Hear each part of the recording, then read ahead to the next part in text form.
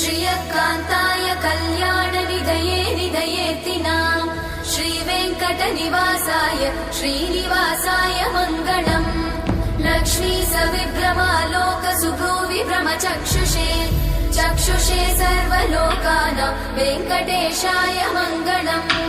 श्रीवेङ्कटाद्रिशृङ्गाग्रमङ्गलाभरणाङ्गये मङ्गलानां निवासाय श्रीनिवासाय मङ्गलम्।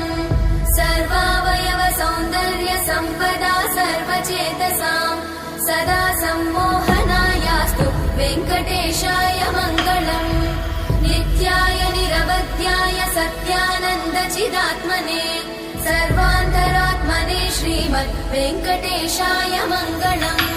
स्वतः सर्वविदे सर्वशक्तये सर्वशेषिने सुलभाय सुशीलाय वेङ्कटेशाय मङ्गलम्।